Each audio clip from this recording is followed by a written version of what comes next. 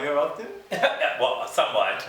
On this couch in particular, I haven't came on this couch, but I could, yeah. That was lotion, damn it. Gross. Hey guys, my name is Mike Lorraine. I'm with the renowned Bianca Del Rio.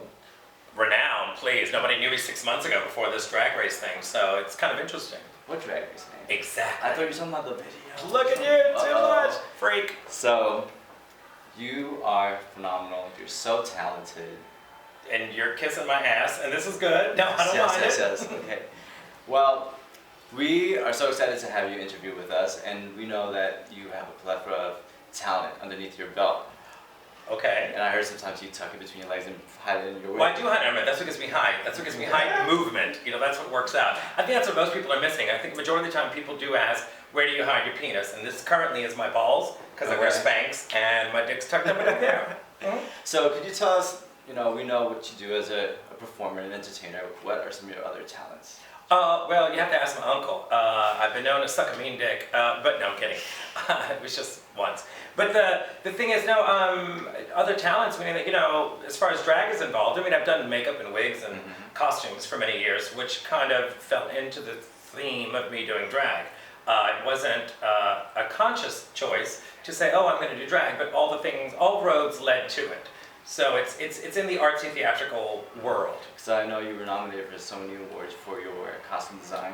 Yeah, back home in New Orleans, yeah, I did a lot of costume work, and I did a lot for New Orleans Opera and for a lot of theater there for many years. So about New Orleans, how did a Latino end up in New Orleans? Well, my mother's from Cuba, my dad's from Honduras, and my mother's family moved to Miami, and then they came to New Orleans. My mother came in '59, which is right before Castro took over.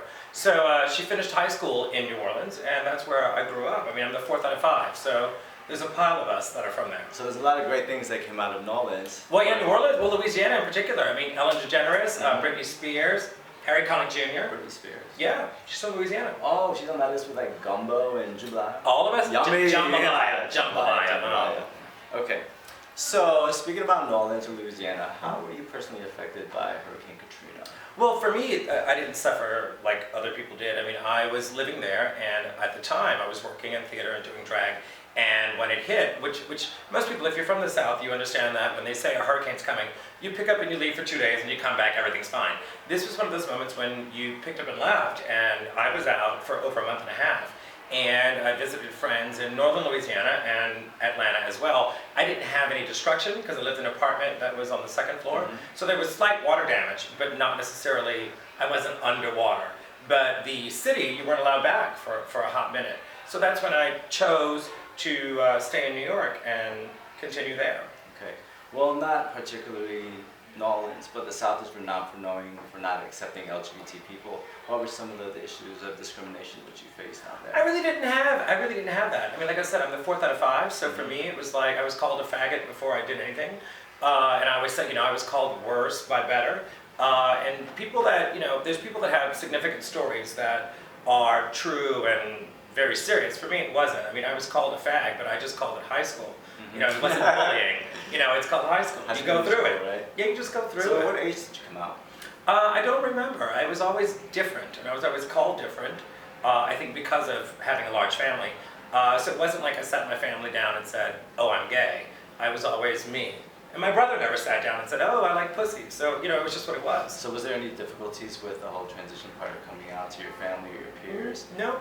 I mean, I think that because as a young child, I was always different, so they kind of just sat back and thought, well, that's him. Did they like it? Well, probably not. But I think that, you know, because of where they're from and their culture, they probably assumed that they were bad parents, which isn't the case. You know, you're you. And I'm grateful for the way that I grew up, you know, with all the adversity, which really wasn't that serious.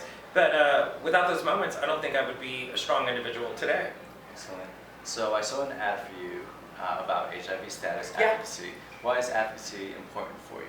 Well, it's a huge deal because, I mean, I come from a time frame, I'm 39, and I grew up in a time period where people contracted the disease and died. You know, there was no necessary medicine and also your outlook and where you were in life at the time.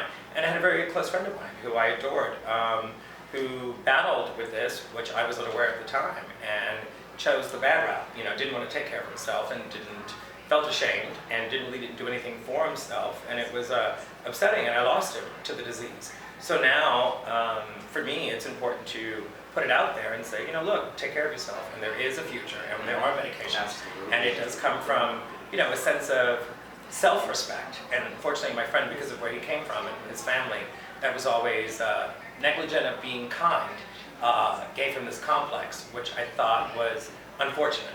And it ended badly, but now in my position is to discuss these things and to help people through it. Awesome, that's wonderful. So Out My Closet is an organization that helps homeless and under-resourced LGBT youth by delivering used clothing to them in the shelters and the drop-off sites, as well as social media campaigns of empowerment. So what are a few words of empowerment or encouragement that you would tell displaced LGBT youth who has been kicked out, has been rejected by their family? Well, I think that, it's unfortunate to have those moments, but I mean, how to explain it is that, we all don't always have this golden path, but there's always a light at the end of the tunnel. And the weird thing is that I always say to people, people ask me, what do you think of this? What do you think of that? It's not that I stand in a place where I can give serious political views, but I think that being aware of oneself and putting yourself out there, don't be afraid of work and don't be afraid of the world that lies in front of you. And, here I am in this great position to get to do what I do. But by no means do I sit back and think that, oh, this is the life.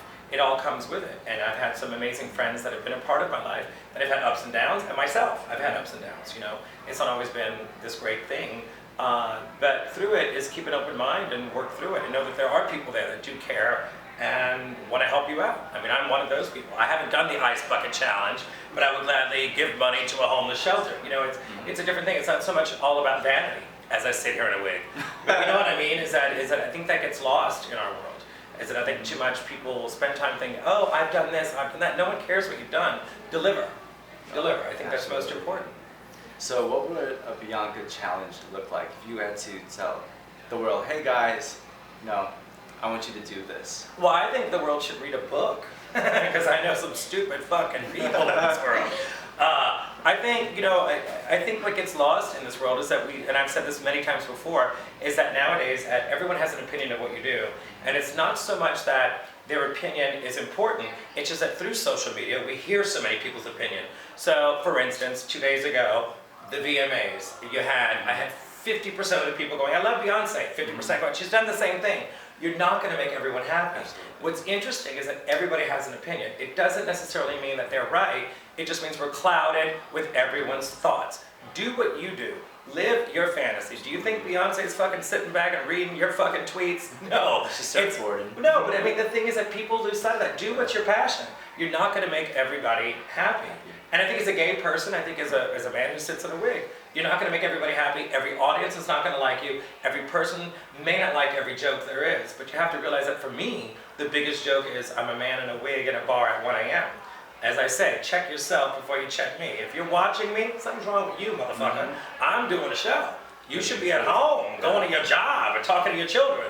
But that gets lost in all of it. It gets lost in translation, because everybody thinks they know more than you do.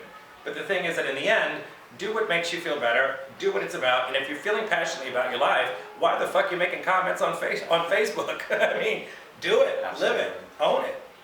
Well, thank you so much for spending some time with us. Thank you. And I'll see you upstairs, baby. Oh, see me upstairs. This is weird. Bye, guys. He just slipped me a 20.